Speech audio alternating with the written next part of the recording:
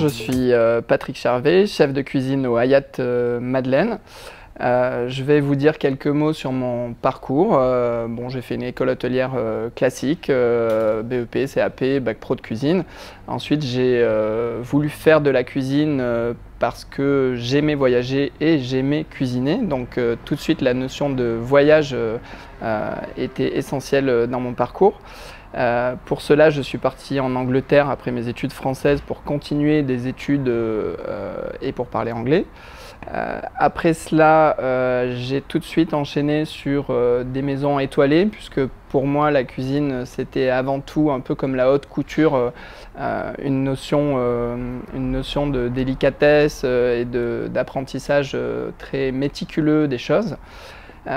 J'ai fait un petit peu le tour de pas mal de choses dans la cuisine, pas seulement de la cuisine mais aussi de la confiserie, de la boulangerie. Voilà, je voulais avoir une vue assez objective du métier. Et après tout ça, les choses étaient assez claires.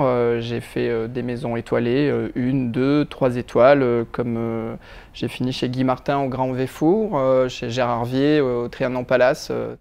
Ensuite, on ne fait rien tout seul finalement, donc l'idée c'est de monter une équipe avec des gens qui ont à peu près la même sensibilité que vous et qui sont partants pour se laisser guider dans une aventure de créativité et de collaboration. Donc finalement c'est un peu comme une équipe de sport où vous avez beau avoir beaucoup d'idées, avoir beaucoup voyagé, etc. Face à un service de 100 couverts comme vous avez vécu ce midi, vous ne pourrez pas faire grand-chose. Donc l'idée, c'est de recruter pièce par pièce les éléments qui vont constituer cette équipe. Aujourd'hui, je suis assez fier de mon équipe. Et quelque part, il y a une transmission de métier que moi j'ai eu quand j'étais plus jeune et que maintenant j'essaye de leur transmettre pour qu'ils aient à leur tour un package et qu'ils puissent devenir chefs d'un établissement ou en tout cas voler leurs propres ailes pour ensuite le transmettre. Voilà. Et c'est comme ça depuis des générations et des générations.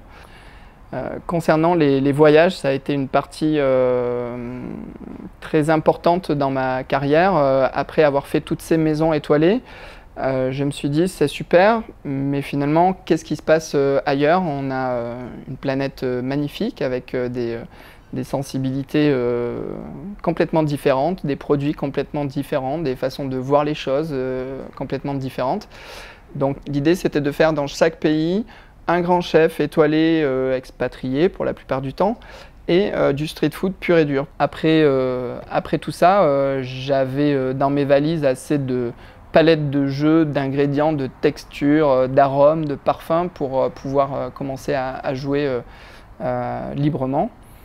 Et voilà, c'est ce qu'on fait maintenant ici au Hayat Madeleine. Donc en ce moment à la carte, on a un saumon mariné betterave et anis. On a trouvé intéressant de travailler le côté anisé et nordique avec le saumon qui est un ingrédient un petit peu délaissé de nos assiettes. Alors il a fallu trouver un bon saumon, ça a été toute une histoire.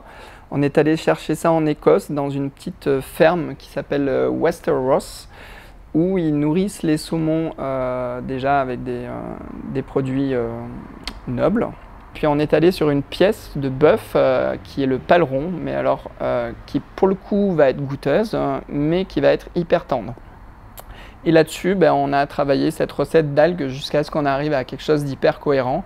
Et on est resté sur 3 produits, le bœuf rouge bien saignant, bien goûteux, avec ce confit d'algues nori et une chutney d'aubergines de Florence. Donc c'est des aubergines rondes qui sont magnifiques que je fais venir d'Italie. La saison s'arrête bientôt, on a encore 2 mois devant nous. Et du miso. Le miso, c'est cette pâte de soja fermentée qu'on retrouve dans la cuisine japonaise essentiellement et qui va apporter vachement de contraste et de relief à un plat. En ce moment, on a une cueillette de kiwi à la carte. On est allé sur une histoire turque. On a d'abord essayé de travailler le kiwi, qui est un fruit qui est assez difficile, qui a beaucoup d'acidité, qu'il faut avoir très mûr, sinon c'est pas très bon, etc. Et puis on a trouvé que la cardamome allait magnifiquement avec ça. Du coup, on est venu le rafraîchir avec un sorbet cardamome.